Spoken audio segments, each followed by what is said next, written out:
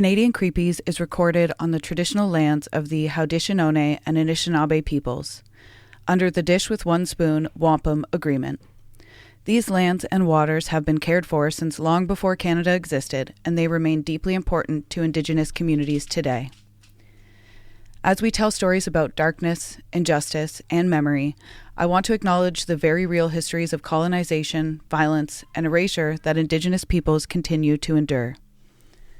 A land acknowledgement can't undo that harm, but it is a reminder to keep listening, learning, and supporting in truth and reconciliation in meaningful ways.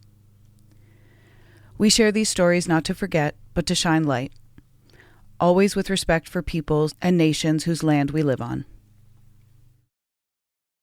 Canadian Creepies covers true crime, dark history, and disturbing events. Some episodes may include graphic descriptions or sensitive subject matter. We do our best to handle every story with care and respect for those affected. That said, we sometimes use humor and sarcasm as a way to process heavy content, never to disrespect victims, survivors, or their families. Listener discretion is advised.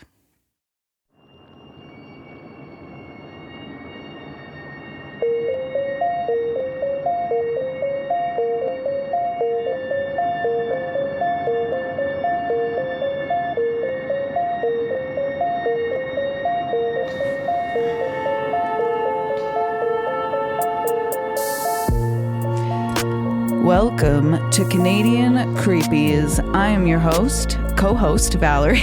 And I'm your co-host, Amanda. I'm your one and only host, Valerie. I do not exist. I am a ghost, speaking to you from beyond the veil. Just kidding. Wow, this is really loud in my ears right now. It's loud in my ears, too. But we're jamming to it. We dig it. It's been dug. Yes. Okay, before we get into housekeeping, there's one thing I want to talk about, and that is I'm surprised I haven't talked about them before, but Angine de Poitrine. Have you heard of them? Oh, boy. No? No. They're a French-Canadian. Of course. A French-Canadian rock duo. Oh. But they're math rock. Math? Math rock. So they're M-A-T-H? Math rock, yes, because they've customized their fretboards, so they have all these like little frets in between. So like you see how these like here, like this? Right. She's showing me a guitar. I know you guys can't see. And then they like put them in half. Oh. Yeah. Microtonal. Oh. Okay, but I'm going to show you what they look like. So there's one of them. Oh. They're anonymous. Like there we are. There we go. So you have no idea what they actually look like? Yeah, you like don't their know faces? we know they're brothers. They do all these polka dots, and their sign is like this triangle. Right. And they brought almost like the Illuminati. Yeah. And they brought out record-breaking numbers to Montreal Jazz Fest. Oh. Yeah. Good for them. Yeah. Yeah. They're Angine de Poitrine. And I'm going to say it here first. They are probably so when Tragically Hip came out, they were like a very unique sound. Right. I would say Angine de Poitrine is the best thing in Canadian music to come out since Tragically Hip. That's a statement. I'll say it. That is a statement. You heard it here first, people. I'm saying it.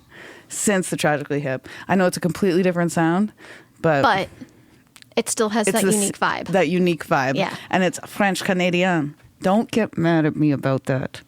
French Canadians. What is Val's quote? Everybody say it with us. If you want something done, you should always ask a French Canadian. That's her motto. That's my motto. You do one this time. I'll do two. Let's switch it up. Oh boy, we're switching it up, and I did not have that on my screen. All right. Okay. So if you've been listening for a while, you know that this is something we are extremely excited about.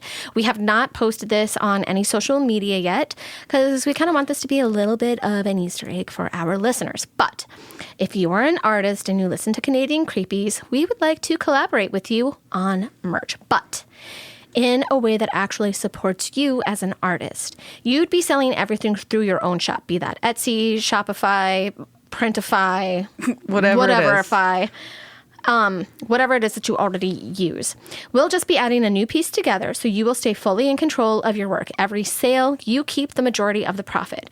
We just take a smaller commission through like a code or a link, so you get your own discount code to offer listeners, which helps drive traffic and directly to your shop. We will also be promoting you, not just the merch, across Canadian Creepy socials and here on the podcast.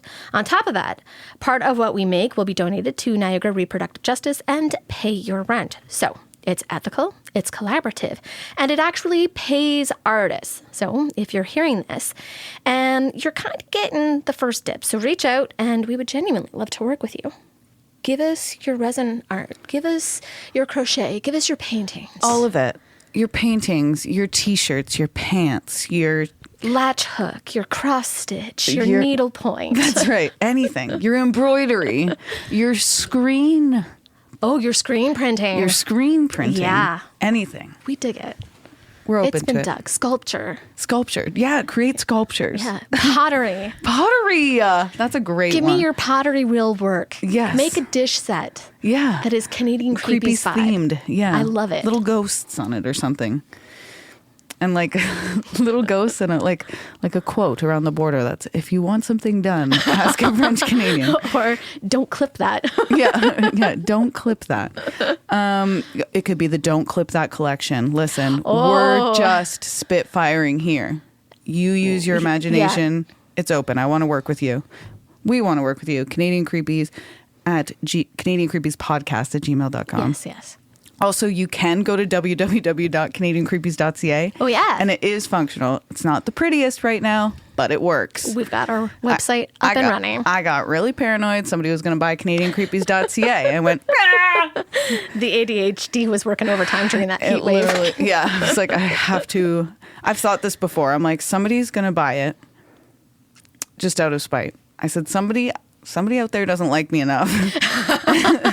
I fucking know it. Someone who listened to one of these episodes was like, I disagree with all everything you said. Screw you. Doug Ford has been Creep of the Week too many times. I'm just doing this to be petty. That's right. I'm paying the $11. Now I own CanadianCreepies.ca and she'll have to buy it from me. For $1 million. That was a really good Dr. Evil impression. I tried. Shout out to Canadian actor Mike Myers. Somebody the other day asked me, they were like, hey, a new Austin Powers movie is coming out. How do you feel about that? I was like, great. Awesome. Work for Canadians. Let's get it done. Let's have it. Let's have it. I don't know. So we were also giving away free wildflower seeds, and they went fast, but we're officially restocked. We want to take a moment to shout out the Ottawa Wildflower Seed Library, an incredible community project helping people grow native plants, support pollinators, and bring more wild spaces back to our communities. If you love what we're doing with our Canadian Creepies wildflower seeds, you'll definitely want to check them out. They're amazing. They're doing... Oh, Richard.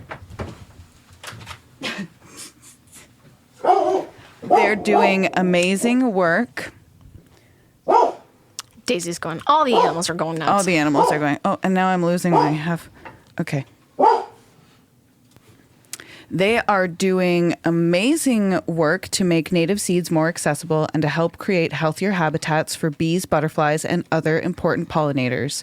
Our seed packs are available again, so if you missed out on the first time around, now's your chance to grab one and help grow something beautiful. And you can grab those by emailing us, reaching out to Christine, and also Christine organized all that. So shout out Mother. Thank you, Mother Christine, for doing that. We absolutely love that. Mm-hmm. And we also had a comment on our last episode from our good friend Shannon. Shannon said in response to 71B, the Opioid Crisis Part 2, she said, I've been lucky, I think. I've nearly died several times, including ending up in a coma, and somehow I never ended up taking these meds. I know I was prescribed some, but I hated the feeling they gave me. I know how lucky I am because of that. Sending hugs to anyone fighting this. I feel her on that one because I've been given those prescriptions when I broke my arm, and luckily I don't get the euphoria from them. Mm-hmm. I puke for days. Yes, yeah, so, right. John was like, just take them. They're designed to get rid of your discomfort, and I was like, well, I'm just substituting one discomfort for another discomfort, and at least with the pain, I can still sit there and watch TV without getting motion sick. So yeah, I'll just sit in pain. That's right. Women, the things we do. Should we hop back into it? Yeah. Should I go first? Go first, baby girl. Go first. Okay. Also, this episode is researched by Christine. Should I do the sources? There's a lot. There's a lot. We put them in the show notes, though, anyways, right? No, I just say them here. Well, there we go.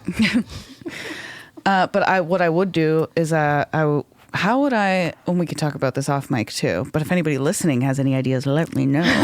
For the website, how could I organize references per episode? And would I want to do it that way on the website? No. We'll think on that. The references are the Public Health Agency of Canada, the Canadian Medical Association Journal, the Secular Legacy, and Purdue Pharma Canada, the Porter and Jick letter, the Double Burden Study from Dalhousie University and the Schulich School of Law, Canadian Drug Policy Coalition, the Yenti Syndrome, Health Info Base Canada, Canadian Centre on Substance Use and Addiction, Office of the Chief Coroner of Ontario, the Journal of Law, Medicine and Ethics, Health Quality Ontario, Superior Court of Quebec, Canadian Red Cross Opioid Harm Reduction, Health Canada Naloxone Access, Journal of Addiction Medicine, BC Coroner's Service, the Good Samaritan Drug Overdose Act, Health Info Base Canada, Moms Stop the Harm, Canadian Affairs, Endometriosis Network Canada, Koski-Minsky LLP, Ontario Newsroom, CBC News, Pembroke Regional Hospital Newsroom, the Fifth Estate, National Institute on Drug Abuse, Recovered.org, Public Health Ontario, CBC News, PNAS, the Pain, Opioids and Policy Study, University of Toronto, Global News Investigative Series, the Fifth Estate, the Oxford University Press, Lung et al., Health Info Base Canada, Health Canada Product Monograph, Moms Stop the Harm, the Good Samaritan Drug Overdose Act, Overdose Tales of the Threshold Bound, Health Canada's Expert Task Force on Substance Use, DEA, RCMP, Statistics Canada, Dreamland, the Boston Collaborative Drug Surveillance Program, Health Canada's Review of Opioid Marketing, the Canadian Federation of Medical Students Reports, the Opioid Crisis in Canada, a report by the Standing Committee on Health, Standing Committee on Health, Centre of Excellence for Women's Health, Chatelaine, Canadian Red Cross, and the Black Box Warning Disparity. It was in depth. Our girl is thorough. She does what we asked her to do, yes. And then went further, 10 miles ahead of it. Always. The introduction of fentanyl into the Canadian market wasn't just a new drug appearing. It was a seismic shift that turned a manageable public health issue into an absolute slaughter. Around 2013, illicit fentanyl began showing up as a filler. Traffickers realized it was much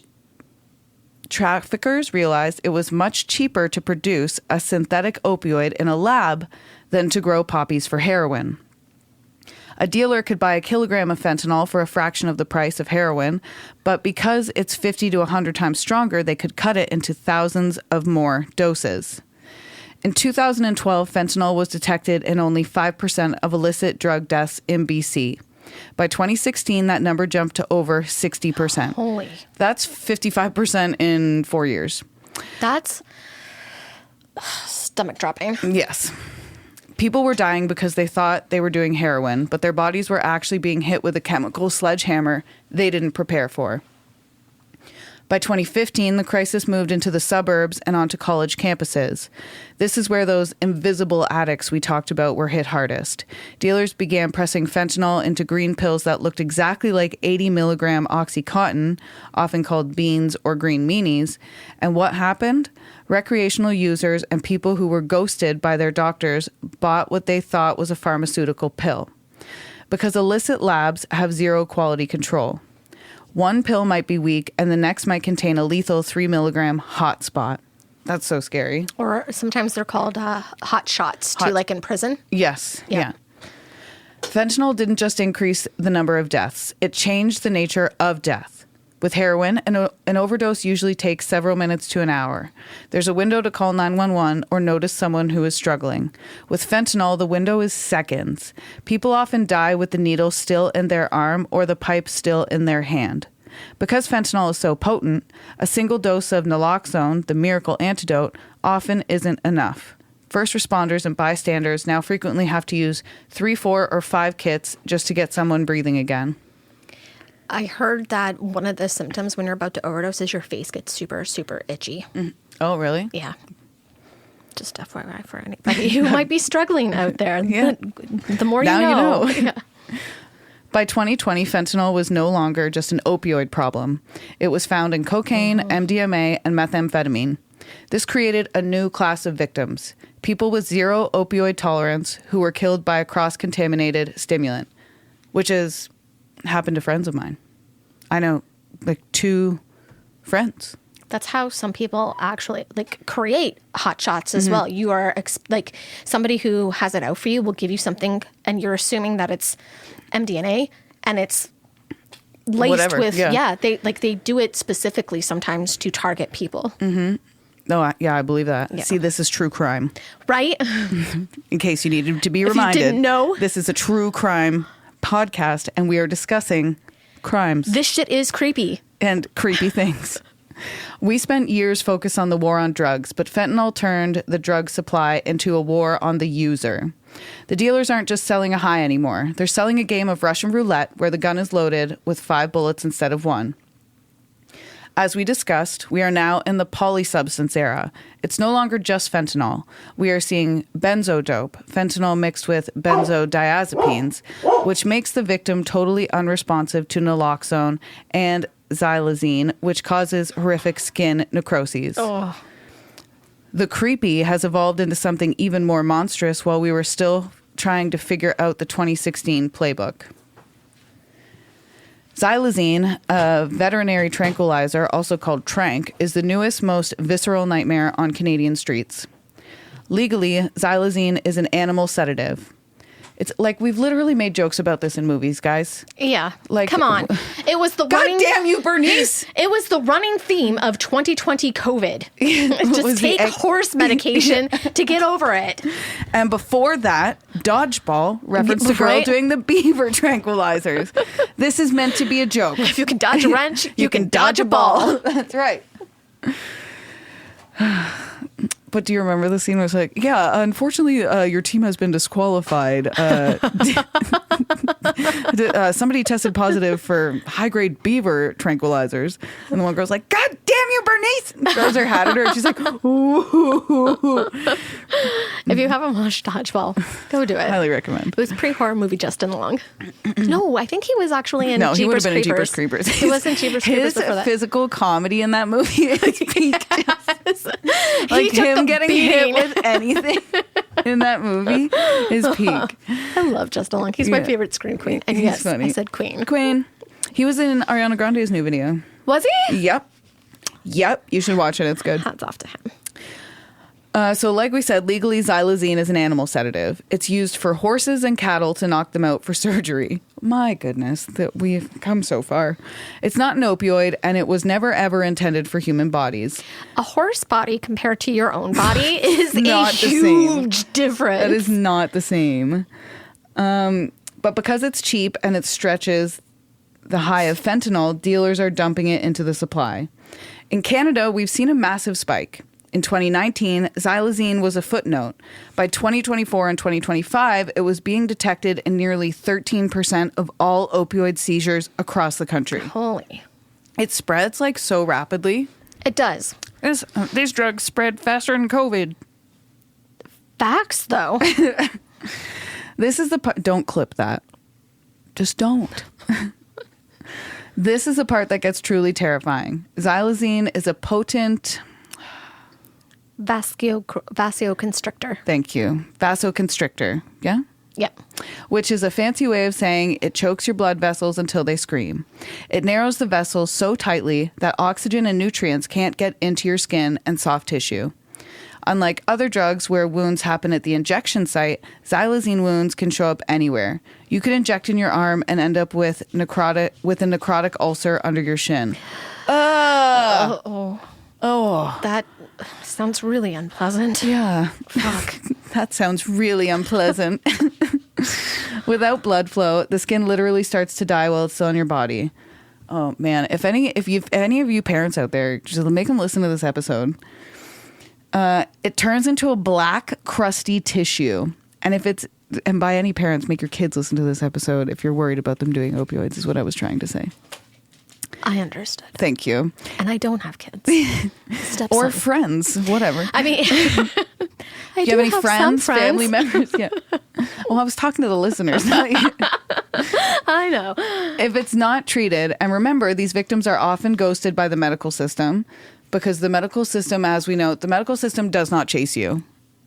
It will not chase you. If you don't go for your appointment, they charge you, and that's the end of it.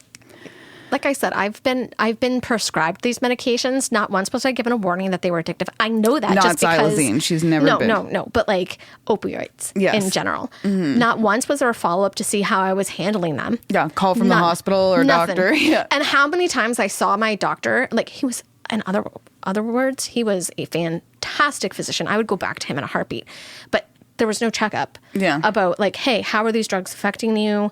Do you need more? Like there wasn't even, I mean, I never asked for any more, but still. Well, it should be automatic. What is it? The presumption of care should be on the physician. Yes. You know, you're not a physician.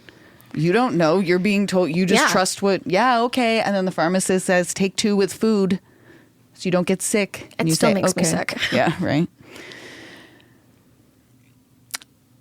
Where was I? We're ghosted by the medical system. The infection can travel down to the muscle and bone. We don't want that. No, we don't want infection going to the bone. It's like in your mouth. You don't want infection going to the bone, to your jawbone. Or your blood. Like it leads to your blood. Because it leads to your blood. Ugh. We're talking about amputations in people who just thought they were buying their usual supply. The most terrifying part for our first responders is that naloxone doesn't work on xylazine. Because it's a sedative and not an opioid, the miracle spray we all carry won't wake someone up from a tranq overdose. It will reverse the fentanyl part, but the person might still be in a state of heavy sedation, where they aren't breathing well and their heart rate is dangerously low. Calling it a zombie drug is exactly the kind of boardroom-level gaslighting we all recognize. It's a way to dehumanize the victims. If we call them zombies, we don't have to feel bad when the system fails them. We don't have to treat them like patients. We can treat them like monsters. Mm-hmm. These people aren't zombies. They're people with severe, agonizing chemical burns and systemic infections who are being forced to navigate a heart hub system that, in many cases, isn't even equipped to handle a complex wound care. Kindness, because Heart Hub doesn't have any.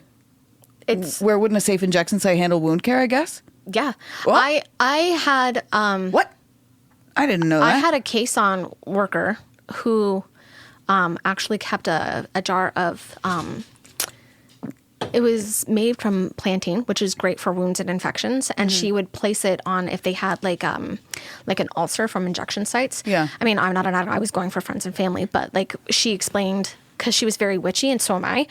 And she explained, like, this is what she uses when she does have patients who come in.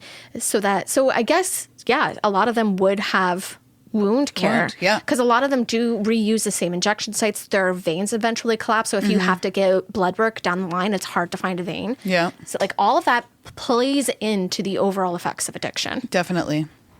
Crazy. Kindness means looking at these wounds and seeing a medical emergency, not a horror show. It means realizing that the creepy isn't the person with the wound. It's the supply chain that decided animal tranquilizers were a good way to save a buck on the back of human lives. Also, we've talked a lot about Narcan and naloxone. You can get it online for free. Yeah. Just go to the website. They ship it right to you.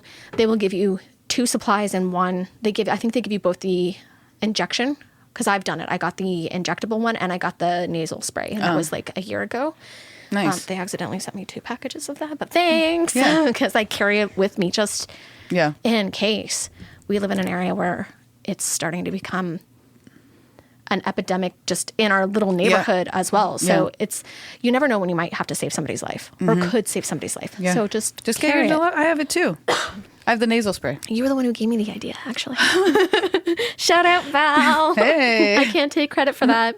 So, as we move into 2025 and 2026 data, the story of Canadian opiate crisis is starting to change. While we are seeing some stabilization in the headlines, the reality on the ground, especially for those people on the ground trying desperately to get help, it is still incredibly heavy. Here are the stats of the crisis based of the crisis based on the most recent national surveillance data. This was updated as of late March of 2026. Can't get any fresher data than this. Right? What was it that earlier they used a 9-sentence letter from the 1980s? Yeah. Like, we do our research right. Yeah, we do. Christine does our research right. Shout out, Mother. Mother Christine. The body count as of September in 2025 is a staggering 55,032 people that have been killed by apparent opiate toxicity since the national tracking began. And we all know one or two. I know, yeah. Too many. I know quite a few myself. Yeah.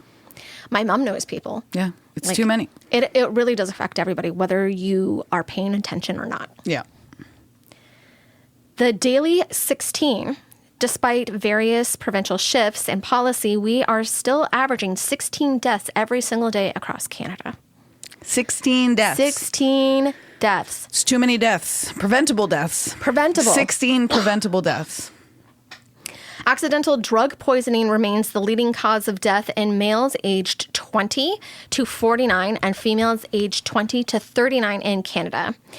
It isn't just a crisis for our generation. It is the primary threat to our survival. Mm-hmm. So as women, we got two, we got to watch out for the men and the drugs.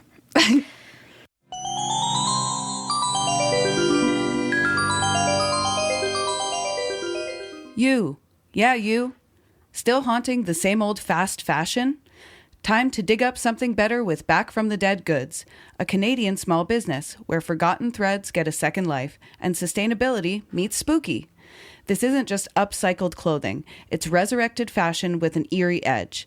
Handpicked, reworked, and revived, every piece is as unique as a ghost story whispered at midnight. And because you're a part of the Canadian Creepies family, you get an exclusive deal. Use code Canadian Creepies at checkout for 10% off. Find them lurking on Instagram, Etsy, and Poshmark. Links are in the episode description. Give your wardrobe a second chance at life, if you dare. Hey creeps, it's Valerie here. And if you're anything like us, you love capturing a moment, whether it's spooky, sweet, or somewhere delightfully in between. Let me introduce you to our go-to for stunning shots, darkroom photography based right here in the heart of the Niagara region. Mel, the brilliant eye behind the lens, is a lifestyle and creative photographer who brings a little bit of magic and maybe a touch of mystery to every session. She's got all her prices listed right on her website, super transparent, no tricks, and she runs killer seasonal specials around Mother's Day, Halloween, Christmas, and more. I'm telling you, her Halloween sessions, creepy perfection. So, if you're in the Niagara area and looking to capture memories that are hauntingly beautiful, hit up Mel at mel@darkroomphotography.ca or check out her work at www.darkroomphotography.ca. That's Darkroom Photography, where your memories come to life, even in the dark. Looking for your next obsession? The Creators Collective Podcasts is your gateway to the dark, the chilling, and the downright fascinating. We're a community of independent podcasts with one goal: to share the best in true crime, paranormal tales, folklore, and unexplained mysteries. Whether you crave cold cases that won't stay closed, haunted histories that refuse to be forgotten, or stories that make you sleep with the lights on, there's a show waiting for you in the collective. And when you join us, you're not just listening to one podcast. You're stepping into a world of creators who love this stuff as much as you do. Check out the Creators Collective today. Follow the link in our show notes to discover your next favorite podcast. We'll be waiting for you. Support reproductive justice in Niagara. Niagara Reproductive Justice is a grassroots collective based in the Niagara region of Ontario, working to increase visibility and access to sexual and reproductive health care. They support people seeking abortion and other essential care by offering transportation, financial assistance, logistical help, and emotional support. Here's how you can help. You can make a one-time donation. Send an e-transfer to niagarareproductivejustice@gmail.com. Your support helps cover costs like gas for volunteer drivers, overnight stays, childcare, and other urgent needs. You can also support monthly via Patreon. Join their Patreon and support the cause month to month. It's patreon.com/Niagara Reproductive Justice. And you can volunteer your time. NRJ is always looking for volunteers to help with driving, outreach, admin support, and community organizing. If you're looking to make a real impact in the Niagara region, this is a great place to start. Contact them via email or DM them on Instagram or Facebook to learn more. You can find them on Instagram at Niagara Reproductive Justice and on Facebook at Niagara Reproductive Justice. Help amplify access to reproductive care right here in our own backyard. Whether you donate, volunteer, or spread the word, you're a part of the movement.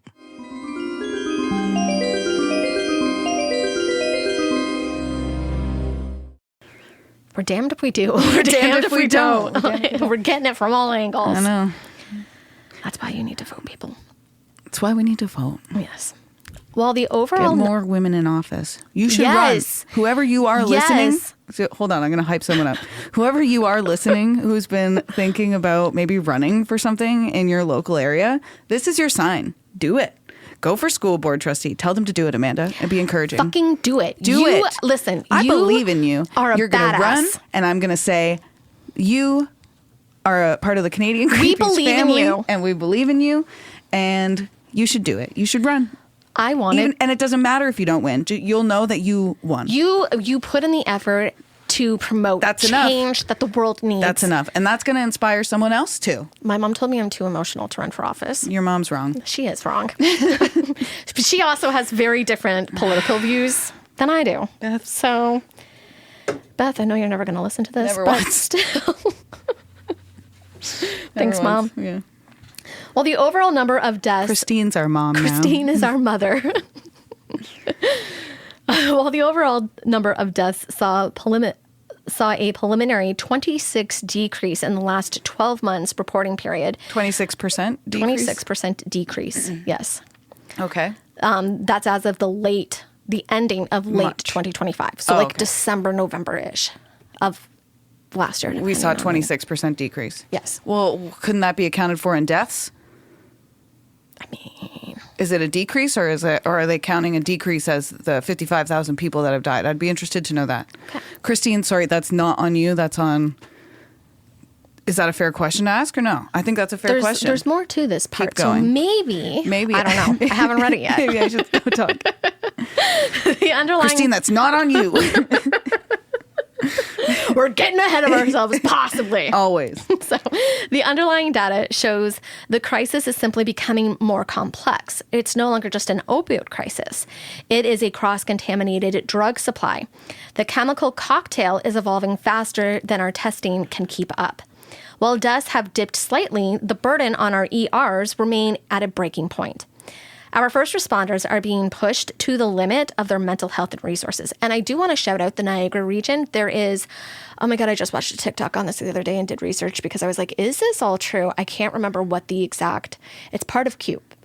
CUPE? Yes. CUPE? Yeah. It's part of that. They respond only to drug overdose calls. Okay. They have a 100% rate of bringing people back in the region. In Niagara? In Niagara. Hey. And they have used the... Shout out. Right? And so the video I watched was, he was at like a city hall thing and he was trying to promote more resources. I think it's just one or two trucks that they have. So they're like, we need more. Like, you do not see 100% success rate anywhere in the medical community. We're doing something right.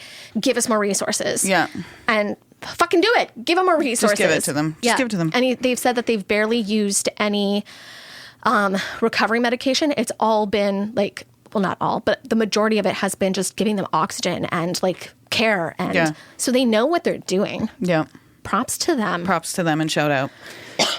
So the national decrease isn't felt everywhere, though. While places like BC and Alberta have seen a dip, the 2025-2026 data shows a renewed increase in specific regions. The East Coast and the North, so Quebec, Newfoundland, and Labrador, and the Northwest Territories have seen opiate-related deaths increase over year into 2026. The territories are really bad for that, too, because they have nothing. Yeah, there's nothing. Yeah. I know somebody who was in a treatment facility in Toronto, and they were getting all the people from the Northwest coming, like they would fly them down because they don't have anything. Yeah, nothing. Give them the fucking resources. Just give them the resources. It's my motto. It's More just resources. not that hard. It's just not as hard as... I was listening to this episode of Canada Land, which if anybody says I only listen to biased media, I don't. Because me and Jesse Brown, not the same at all. Is his name Jesse Brown who runs Canada Land? I think it's Jesse Brown. His name's Jesse anyway. But him and this guy were talking about solutions for Canada Post. And this guy would bring up a solution and Jesse would like laugh at it. And I'm like, and this is the problem with men discussing solutions. Genuinely. When men discuss solutions, they, not always, I shouldn't say all men. I feel like maybe, most of them. Maybe like I should say more men in positions of power. Ego tripping.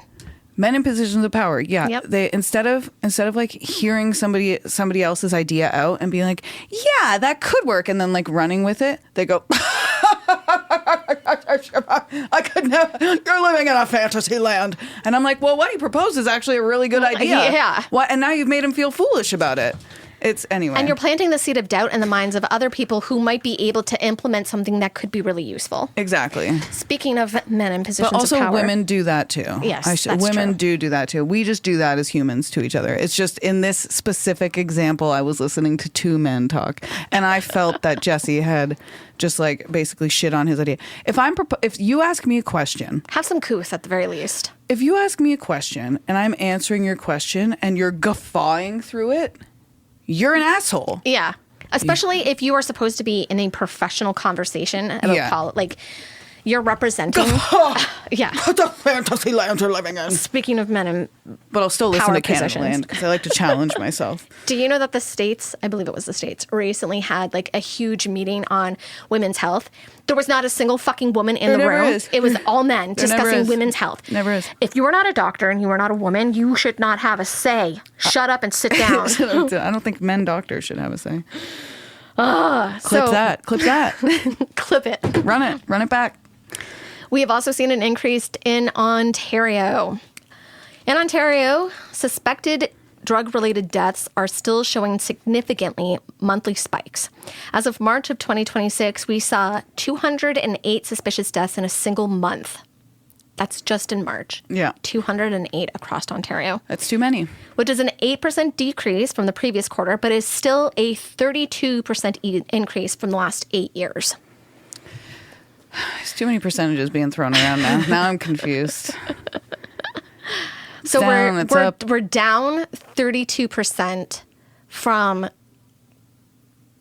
the fall winter of 2025 Okay. as of March. But considering that 8 years ago, it is an increase of 32. So sorry, it's an 8% decrease from December, November. But it's a 32% increase than what it was 8 years ago. Okay. Yeah. That's insane. That's crazy. The bottom line for 2026 is the current stabilization is a double-edged sword. It's being used by politicians to justify closing supervised consumption sites in favor of the heart hubs that we discussed last episode. But when you look at the 35,706 EMS responders in a single year, that's clear that the safety net is not the only thing standing between those numbers and the total of national collapse. Any total national collapse, sorry. If you hear someone say that the crisis is over because the numbers are down, remind them that the 16 families who are going to get a knock on the door today, remind them of the 16 families that are going to get a knock on the door today. Remember, 16 people every day. every day. In Canada. A decrease to 16 deaths a day is not a victory. It's just a slightly slower massacre. Very true. We've spent a lot of time calling out the dickheads in the boardrooms and the gaps in the system, but we don't want to leave you feeling powerless because while the suits are playing legal games, we are the ones on the ground and we are the ones who keep each other alive. So here is your survival guide for navigating a world where the safety net is full of holes. We've been trained to treat a doctor's word as gospel, but in the middle of this crisis, you have to be your own lead investigator. If you or a loved one are being prescribed a pain solution, you need to ask the hard questions. Don't worry about being difficult. Worry about being safe. What are the non-opioid alternatives? Ask about specialized physiotherapy, nerve blocks, or non-addictive medications. If the answer is pills are easier, that is a red flag. And remember, you can always report doctors for doing shit that seems unsafe. Yes.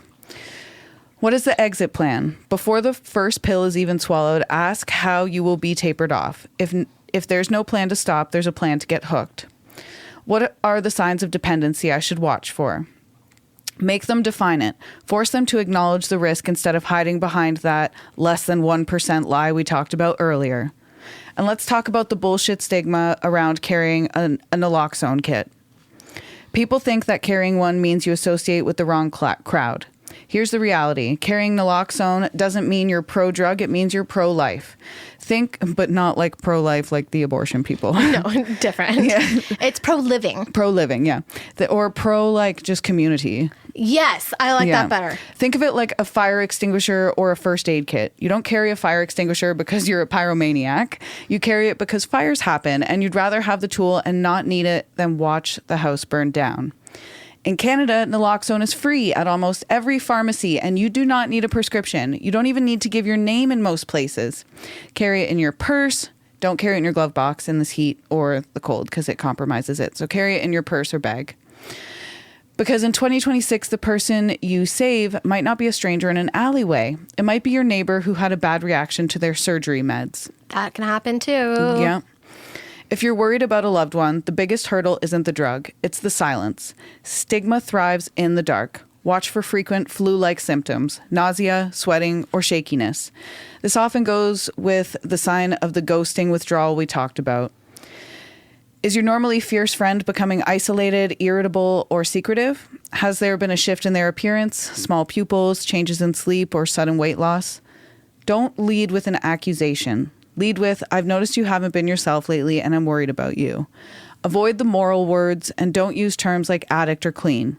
Use first-person language if they are struggling. And remind them that the system failed them. They didn't fail the system. Kindness in 2026 means being the bridge that the government forgot to build. I like it. Yeah. Good words, Christine. Good words. Yeah, you can literally walk into any pharmacy. You can get it. Regardless if you have a prescription for opiates or not. If you do, absolutely ask for one. But just in general, they will give them to you. Yeah. And I think they expire every 2 years. So check the expiration dates as well. Yeah. Because they do expire. Mm-hmm. And then we send expired ones to developing countries. One of them being the United States, because the United States does not offer naloxone for free. You're welcome. Now we're going to look at some goddamn justice. Goddamn. We talked about the lies, the boardroom greed, and the systemic ghosting of women in pain. But where are we now? If you're listening to this in the summer of 2026, we are standing on the edge of what might be the biggest accountability moment in Canadian pharmaceutical history. And let me tell you, it's about fucking time. Yeah. What? So mark your calendars. On September 16th of 2026, the courts are scheduled to decide whether to approve a massive new settlement agreement on 3 of the biggest names in this nightmare: Purdue Pharma, Bosch Health, formerly Valiant, and Mylan Pharmaceuticals. These companies have been sitting in the hot seat for years, and while they've been trying to bankrupt their way out of accountability, cowards. Yeah. The families we talked about today have been pushing back, as they should, and power to them. Hell yeah. If the settlement goes through, it opens the door for a new wave of compensation for people who were actually harmed. Consequences of your actions. Love it. I love consequences of actions. Oh no, here comes the consequences for your actions. You may have heard... Don't look now. Those might be the consequences of your actions. Hindsight. And, you know, I just have to say it, because as a woman, this you can clip. As a woman, we've been dealing with the consequences of about everybody's actions. It always falls on us. It always falls on us. And it's our responsibility to clean it up. Clean it up. Find solutions. Find ways to prevent it. We have to wipe our own asses and yours too. The metaphorical you, not the you listening. You know that. I'm on your side. You're listening to this podcast. Don't walk alone at night. Be careful what you wear. Don't put two headphones in at the same time. Carry your keys in your hand like a weapon. But not a man. Yeah. A man didn't do that to you. But you're supposed to be aware of men at all given times. Yes. Okay. You may have heard in the news earlier this year, around February or March, that some smaller settlements actually were approved, totaling around 31.4 million. Okay, not enough. To a regular person, 31 million sounds like winning the lottery. But when you divide that between 55,000 deaths and hundreds of thousands of lives destroyed, that is a pittance. It's a rounding error on these companies' balance sheets. Gross. The kindness of the system. If you want to make that claim, you have until July 31st, so the end of this month of 2026, to get in on this. To be eligible, you are going to have to dig up pharmacy records going back to 1996. We can barely find our own car keys half the time, and the system expects a grieving family to produce 30-year-old receipts from a pharmacy that might not even exist anymore. This is another layer of the systemic ghosting designed to make you give up. So what do? We stay loud. You spread the word. If you know someone who was harmed by opiates, especially women who were invisible in their struggle, tell them about the July 31st deadline. Tell them that their story matters and that there is a tiny pot of money meant for them. Check the list. Look for the class action notices from firms like Koski Minsky and Trudell Johnson. See if your specific medication is covered. Reminder, OxyContin is often handled in a separate bucket from the other opiates. Because I think technically it's a Percocet. Yeah. Refuse the stigma. The next time you hear someone blame a victim, give them the choice of words that we talked about. Those choice words that we talked about that Val had mentioned earlier. Remind them that real creepies don't hide in alleys. They hide behind a legal theory and a jurisdictional motions. I do that all the time. What? I argue with people about addicts. Like I saw something the other day where I think somewhere in Canada they're trying to pass a law to make Narcan like available everywhere, and there were a bunch of people who were like, they get what they deserve, they chose this, and I was like, you know that 76% of addicts Amanda, don't engage with those people. I like to start arguments on the internet. Don't do that. Protect your fucking peas. Don't do what Amanda does. I'm always like, well, your ignorance is showing.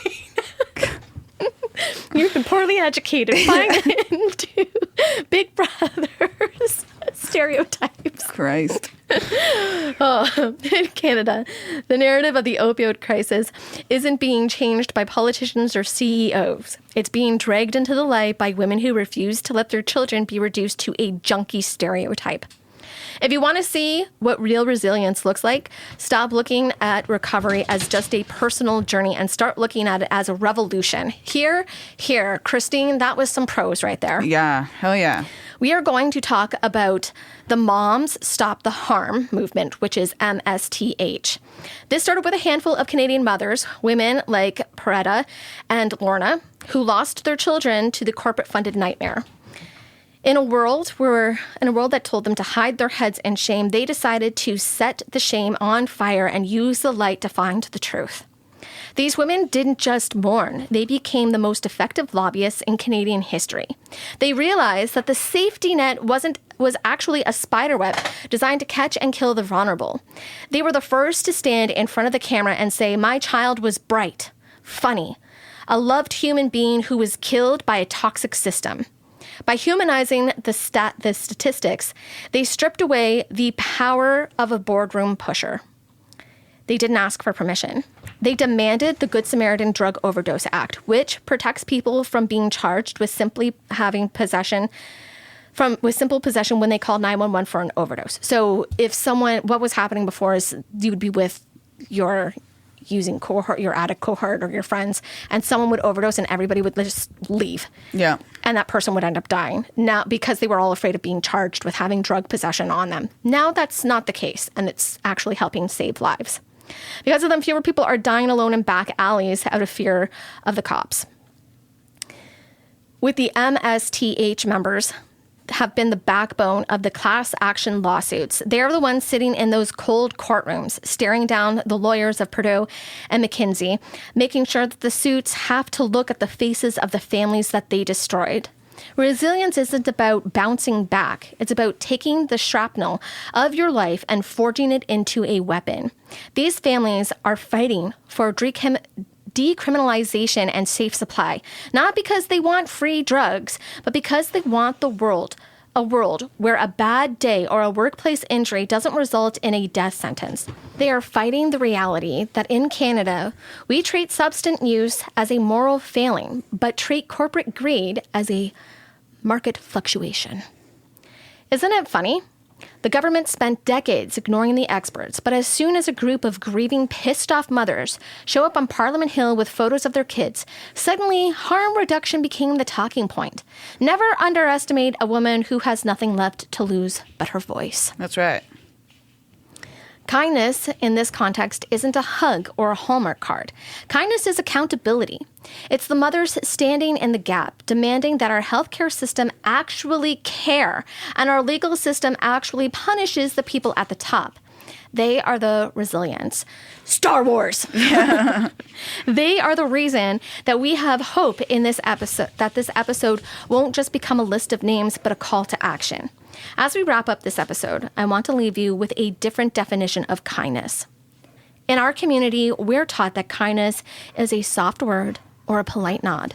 But when it comes to the 55,000 souls that we have lost, kindness is a fucking spine. Yeah. It is the fierce, uncompromising demand that our neighbors in Pembroke, Ottawa, Toronto, Niagara, and across the country deserve more than a heart hub lottery and a pat on the back. Being kind means refusing to let the suits in the boardrooms or the regulators who ghosted us off the hook. It means holding the powerful accountable until the cost of doing business actually starts looking like justice. Our call to action today is simple but heavy. If you are struggling or if you are mourning, don't let them tell you this was your fault. You didn't design the trap. You just got caught in it. Carry your naloxone, ask the hard questions, and remember, we keep us safe. Do you like that? I did. We do keep us safe. That's very true. You are your own best advocate. Nobody is going to advocate as hard for you as you will yourself. Yes.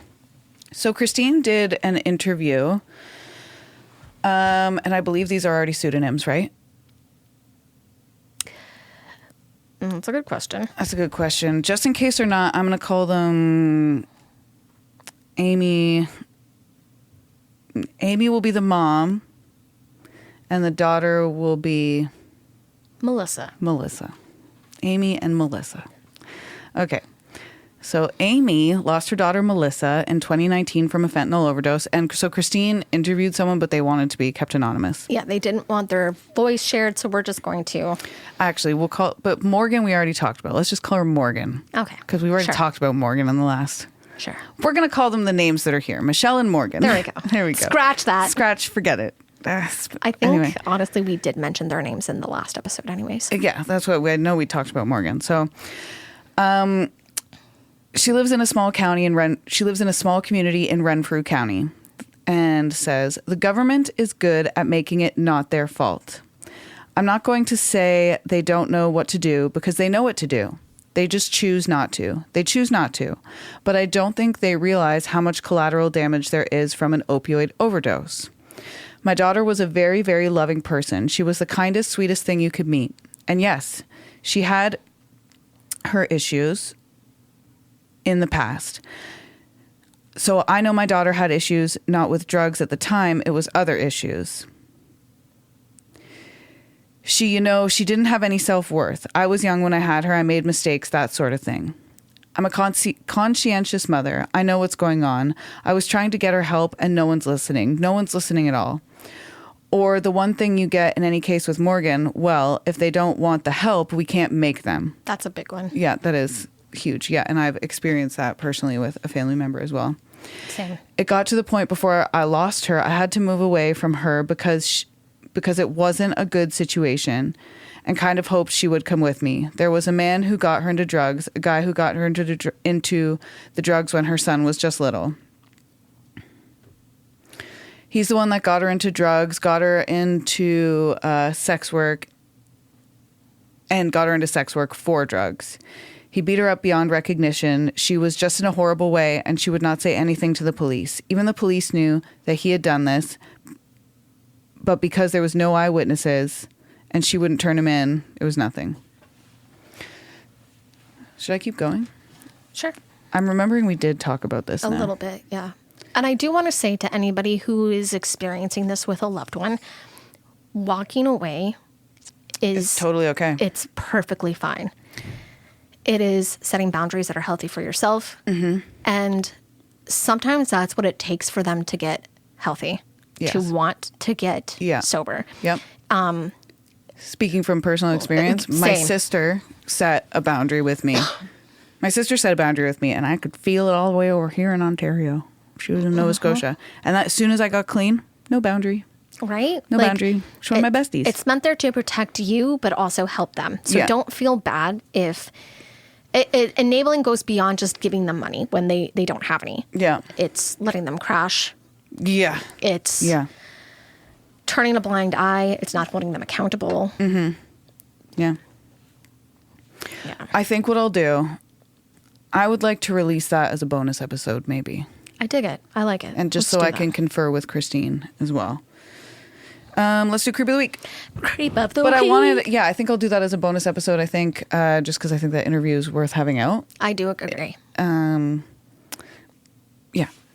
It humanizes the situation a little bit. Yeah. Creep of the Week.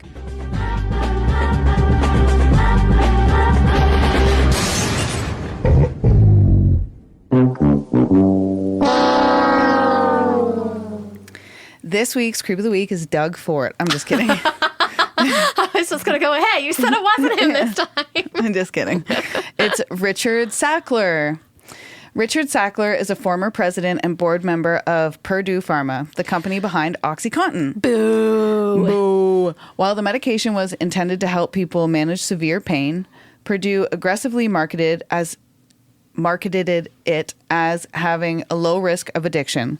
Claims that have since been widely challenged and scrutinized. As opioid addiction and overdose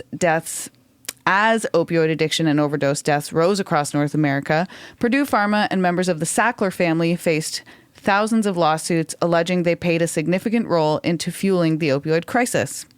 Richard Sackler has reportedly denied personal wrongdoing, and the family has not admitted liability in the civil settlements that have resolved many of those lawsuits. Double boo. Boo. Regardless, internal company documents and years of litigation have made Richard Sackler one of the most recognizable figures associated with the opioid epidemic. And for many families who have lost loved ones or watched them struggle with addiction, his name has become a symbol of corporate decisions that prioritize profits over public health. For these reasons, Richard Sackler is this week's Creep of the Week. Well deserved. So we're going to have some bonus episodes coming at you. Mm-hmm. That interview might be a season 3 thing. I just already had 2 bonus episodes planned for season 2. She's been putting in the work. I meant to release them as this season was going, but it got away from me. Because life. So this is the last episode of season 2. This is it. Oh my word. This is it. We made it through season 2. There's 2 bonus episodes, summer series. So you don't have to miss us too much. We're still going to be around. Amanda's still releasing episodes. I'll be here. And then we'll come back in September.